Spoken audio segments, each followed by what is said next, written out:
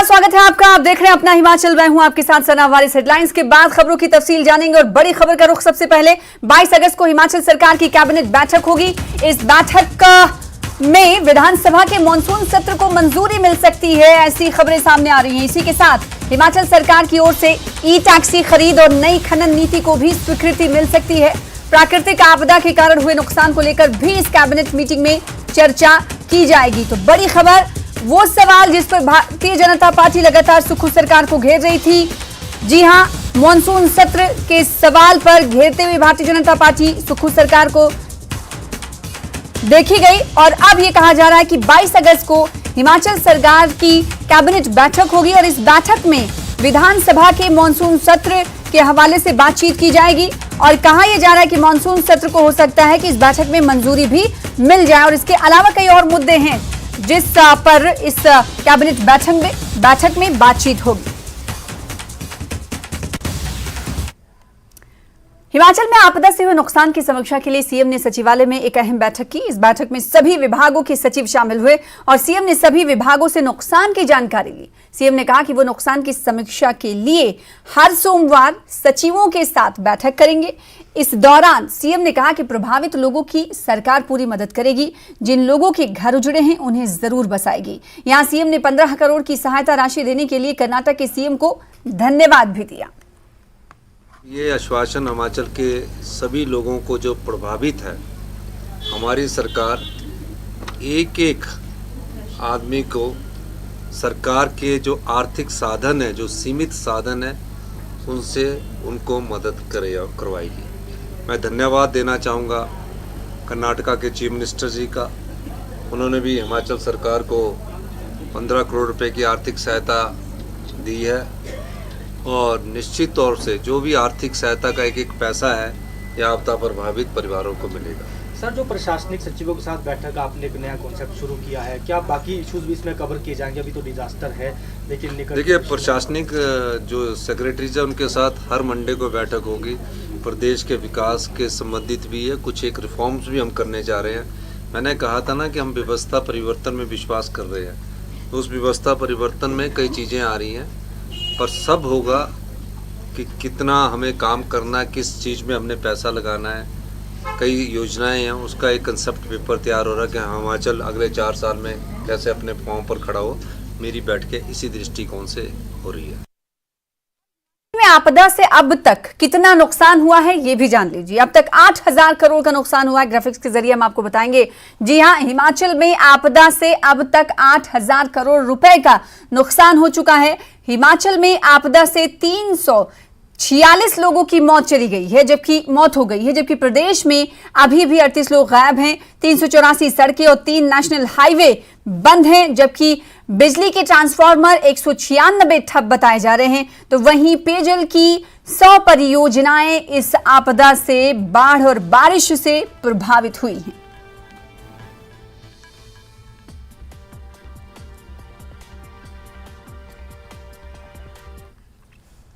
हिमाचल में अनियंत्रित डेवलपमेंट का मामला सुप्रीम कोर्ट पहुंच गया है। सुप्रीम कोर्ट ने भारतीय हिमालयी क्षेत्र में मौजूद 13 राज्यों की पारिस्थितिकीय सर्वेक्षण की मांग वाली याचिका पर सुनवाई की और केंद्र सरकार से पूछा कि क्या एनजीटी यानी नेशनल ग्रीन ट्रिब्यूनल के नियम के अनुसार पर्वतीय राज्यों के डेवलपमेंट में पारिस्थितिकीय नियमों का पालन किया जा रहा है।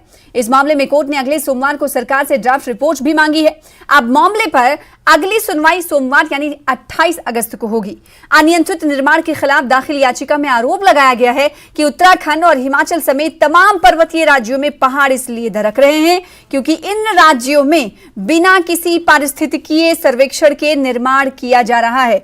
हालांकि इस पर केंद्र सरकार का कहना है कि इसके लिए कमेटी बनाई गई है, जिसमें जीबी पंत, हिमालयन एनवायरमेंट संस्थान Almora, school of planning and infrastructure ने ड्राफ्ट भी तैयार किया है। आपको बता दें कि जनहित याचिका पूर्व आईपीएस अधिकारी डॉक्टर अशोक कुमार राघव ने दायर की है।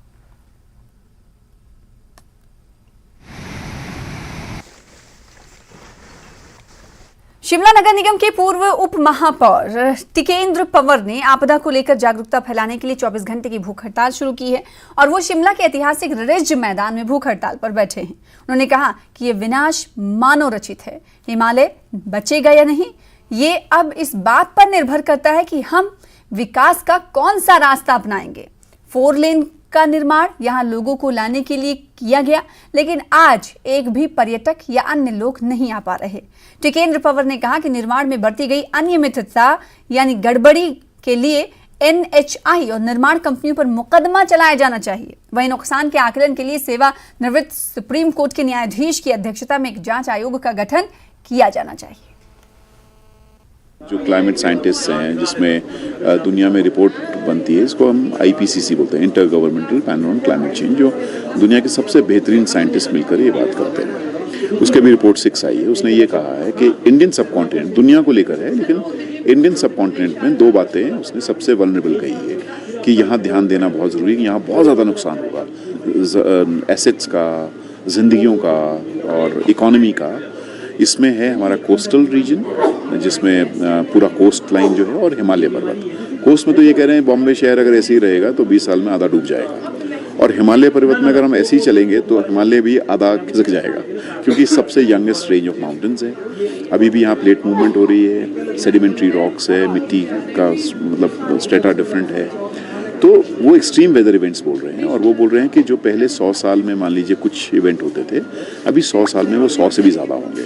तो उसका मतलब ये है कि हमें तैयारी उसके लिए करनी पड़ेगी। तैयारी का मतलब क्या है कि जो पानी बरस रहा है, वो पानी जो है कम समय में ज़्यादा पानी बरसेगा। जैसे पहले मान लीजिए 10 दिन की बारिश थी, तो अभी वो 3 दिन में ही उतना पानी आ जाएगा। तो अगर वो पानी नीचे ज़मीन पर आएगा, क्या हमारी तैयारी है उसके लिए कि नहीं? इसलिए ये जो क्लाइमेट स्ट्राइक है आज 24 घंटे की भूख हड़ताल, ये अपने तरह की पहली स्ट्राइक है हिमालय को लेकर, अपने अस्तित्व को बचाने के लिए। हम बचेंगे कि नहीं बचेंगे? आगे बढ़ेंगे। केंद्रीय मंत्री अनुराग ठाकुर ने कहा कि केंद्र की मोदी सरकार लगातार हिमाचल की मदद कर रही है। इसमें केंद्र सरकार पहले 3 किस्तों में हिमाचल को 662 करोड़ दे चुकी है, जबकि अब केंद्र ने फिर से हिमाचल के लिए 200 करोड़ जारी कर दिए। इतने कम समय में पहले 662 करोड़ रुपया 3-4 किस्तों में दिया, अब 200 करोड़ की प्रधानमंत्री जी ने और मंजूरी दी है, तो लगभग 862 करोड़ रुपया गृह मंत्रालय की ओर से हिमाचल प्रदेश को आया है। इसके अलावा 2700 करोड़ रुपया प्रधानमंत्री ग्रामीण सड़क योजना के अंतर्गत सड़कों को दिया है। घर बनाने के लिए भी पैसे जो और हैं वो भी हम मंजूर करने जा रहे हैं, ताकि लोगों को उसमें भी राहत मिल सके और गरीबों के पक्के मकान भी बनाकर दिए जा सके। हमने ये भी प्रदेश को कहा है कि भविष्य में भी इनको कोई और जरूरत होगी तो नियमानुसार हर तरह की मदद इनको की जाएगी। के अलावा केंद्रीय मंत्री अनुराग ठाकुर ने कहा कि राज्य में बारिश की वजह से पुल, सड़क, हाईवे, घर, मंदिर सभी का भारी नुकसान हुआ है। बहुत से लोगों को उनके घरों से सुरक्षित निकालकर दूसरे स्थानों पर पहुंचाया गया, और उन्होंने अधिकारियों की तेजी से कार्य करने के लिए अधिकारियों को आदेश भी दिए। आप जमीन पर जाएं और लोगों का नुकसान देखें, तो मैं यही कहूँगा, लोगों का भी, परिवारों का और प्रदेश का बहुत नुकसान हुआ, जान माल का हो, सड़कों का हो। और देखिए, बहुत सारे लोगों के घर तो ऐसी स्थिति में है जहां नीचे से पूरा मिट्टी निकल गई और हवा में एक तरह से वो खड़े हैं, और वो एक उनके ऊपर बड़ा संकट बना हुआ है कि मकान न जाने कब चले जाए। ये देखिए, पूरी खड़ का जितने पत्थर हैं सब सड़क पे आके हैं। आप इस तरफ से उस तरफ देखेंगे, पूरे पत्थर ही पत्थर भरे पड़े। अब कई दिन की ताकत लगाकर इनको साफ किया जा रहा है, लेकिन अभी बहुत सारे लोग उम्मीद में हैं कि उनको राहत मिलेगी, चाहे फौरी राहत हो, इंटरिम रिलीफ हो, या उनके जो घर चले गए उनको आगे बनाने के लिए पैसे मिले। हम वो सारी जानकारियां इकट्ठी करवा रहे हैं, अधिकारियों को भी बोला है कि तेजी से काम करें और अंतरिम राहत तो जल्द से जल्द लोगों को मिले, ताकि उनको और सुरक्षित स्थान पर भी ले जाना पड़े। तो ऐसे बहुत सारे लोगों को कम्युनिटी सेंटर्स में रख रहे हैं, मंदिरों में रख रहे हैं, और वहां पर उनके भोजन से लेकर बाकी अन्य सुविधाएं उनको देने का कार्य भी चल रहा है। तो हमीरपुर के दौरे पर पहुंचे केंद्रीय मंत्री अनुराग ठाकुर ने कहा कि इतनी बड़ी त्रासदी में राहत पहुंचाने के लिए ज्यादा प्रयास करने की जरूरत है, और प्रदेश सरकार को राजनीति करने के बजाय लोगों तक राहत पहुंचाने का काम करना चाहिए। यहां केंद्रीय मंत्री ने सीएम सुक्खू के बयानों पर भी पलटवार किया और कहा कि हमें किसी को सर्टिफिकेट देने की जरूरत नहीं, और इस समय अपने सांसदों पर प्रहार करने के लिए दूसरों के कंधों का सहारा लेना उन्हें छोड़ देना चाहिए। से जहाँ जहाँ बारिश और आपदा के कारण नुकसान हुआ, वहाँ का दौरा किया, लोगों से भी मिला, और अब हमीरपुर जिला के सुजानपुर विधानसभा क्षेत्र में अभी एंट्रेंस पे आप देखिए क्या हालत है, सड़कों का नामो निशान नहीं रहा, घर दब गए हैं, बहुत जगह घर का आंगन खिसक गया है, मकान हवा में लटक रहे हैं। अगर जल्दी में कुछ नहीं किया गया तो इनका और बहुत नुकसान हो सकता है। अभी पीछे ही अगर मैं कहूँ, आज सुबह से लेके अब तक कम से कम 350 मकान ऐसे होंगे जिनके ऊपर बहुत बड़ा खतरा बना हुआ है। अगर डंगे रिटेनिंग वॉल नहीं लगी तो मुश्किल हो जाएगी। फौरी राहत कुछ जगह मिली है 2000, कहीं 4000, लेकिन इतनी बड़ी त्रासदी के बाद 2-2, 4-4 हज़ार रुपये से काम नहीं चल सकता। बहुत सारी जगह पे तरपाल ना मिलने के, पॉलीथीन शीट्स ना मिलने के बहुत शिकायतें भी हैं। तो हमने अधिकारियों को कहा है कि जल्द से जल्द वो मिले भी धर्मपुर में। ये समय राजनीति करने का नहीं है, उनको अपनी पार्टी के अंदर अपने संगठन, अपने सांसदों के ऊपर प्रहार करना है तो दूसरों के कंधों पे बंदूक रख के नहीं करना चाहिए। इतनी ताकत रखनी चाहिए कि वैसे ही करें। केंद्रीय मंत्री अनुराग ठाकुर ने बिलासपुर के एम्स में उन्होंने नुकसान को लेकर समीक्षा बैठक की, जिसमें पूर्व मुख्यमंत्री जयराम ठाकुर, बीजेपी के प्रदेश अध्यक्ष डॉक्टर राजीव बिंदल, विधायक रणधीर शर्मा, JR कटवाल, त्रिलोक जम्वाल और पूर्व खाद्य मंत्री राजेंद्र गर्ग मौजूद रहे। इस दौरान केंद्रीय मंत्री अनुराग ठाकुर ने कहा कि केंद्र सरकार हिमाचल प्रदेश को हर संभव सहायता प्रदान कर रही है। नुकसान की रिपोर्ट के आधार पर केंद्र सरकार आर्थिक मदद दे रही है। आपको बता दें कि बारिश से बिलासपुर को 189 करोड़ रुपए से अधिक का नुकसान हुआ है, वहीं 12 लोगों की जान गई है। PCC सचिव और पूर्व विधायक बम्बर ठाकुर ने एम्स परिसर में केंद्रीय मंत्री अनुराग ठाकुर की अध्यक्षता में हुई बैठक में कांग्रेस नेताओं को नहीं बुलाने पर सवाल किए। उन्होंने कहा कि कांग्रेस के पूर्व और मौजूदा विधायकों को नहीं बुलाने से साफ ये है कि बैठक बीजेपी तक ही सीमित थी। पार्टी के राष्ट्रीय अध्यक्ष JP नड्डा जी और अनुराग ठाकुर जी हिमाचल प्रदेश के दौरे पे आए, बिलासपुर में आए। एम्स में एक छुप करके एक आपदा के नाम पे एक मीटिंग की और उसमें केवल मात्र भारतीय जनता पार्टी के लोगों को बुलाया गया था। उनकी नेम प्लेट्स लगाई गई थी। एम्स के किसी हॉल में मीटिंग की और पत्रकार बंधुओं तक को इनकार कर दिया गया कि आप भी मीटिंग से बाहर हो जाएं। ये आपदा के ऊपर मीटिंग कर रहे हैं, इसमें सर्वदलीय लोगों को बुलाया जाना पड़ता है।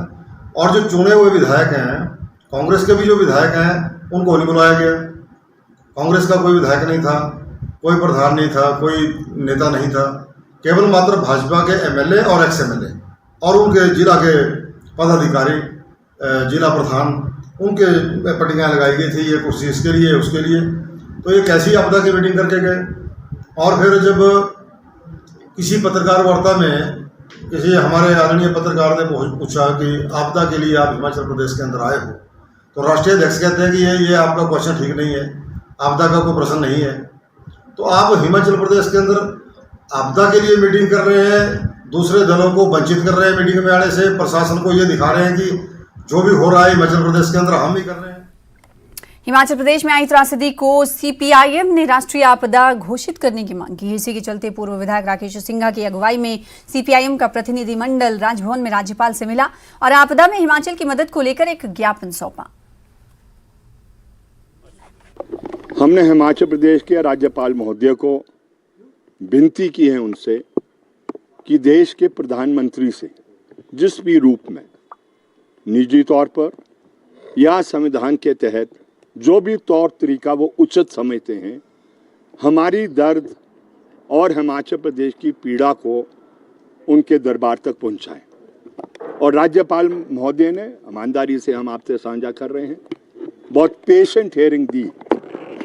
हालांकि एक ऐसी टिप्पणी भी की उन्होंने कि छोटी छोटी पार्टियां और आवाज़ें बहुत बड़ी बातें कह रही है, लेकिन हमने उनको समझाने की कोशिश की है कि ये जो पीड़ा हिमाचल प्रदेश की है, उस पीड़ा की वजह से छोटी पार्टियां भी बड़ी बात कहने के लिए मजबूर हो रही है, क्योंकि जिस रूप में रुपया पैसा मदद भारत सरकार से मिलने की आशाएं थी, वो दुर्भाग्यपूर्ण मिल नहीं पाई। शिमला में कैबिनेट मंत्री विक्रमादित्य सिंह ने हिमाचल की जनता से माफी मांगी और कहा कि आज मुझे प्रदेश के सभी लोगों से हुए भारी जीवन और जानमाल के नुकसान के लिए माफी मांगनी है। इसलिए नहीं कि हमने कुछ गलती की है, मगर पूर्व सरकार का पश्चाताप हमें मिलकर करना है और आत्मचिंतन करना है, साथ ही भविष्य के लिए एक नई नींव का निर्माण करना है। आज मुझे सभी प्रदेशवासियों से माफी मांगनी है।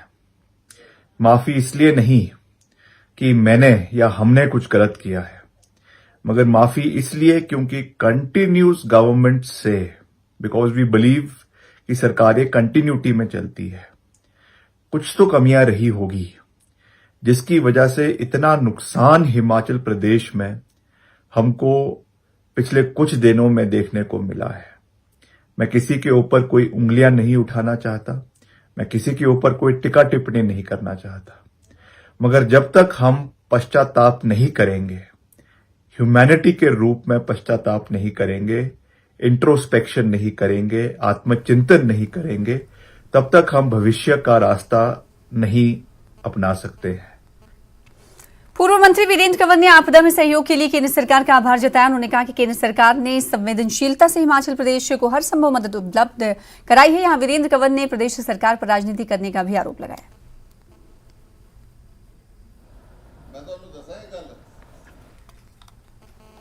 फिलहाल इसी के साथ अपना हिमाचल में इतना ही। मुझे दीजिए इजाजत। लगातार देखते रहिए न्यूज़ 18 JKLH। नमस्कार। से ज्यादा ट्रेनें रद्द। ईस्ट कोस्ट रेलवे के टीसी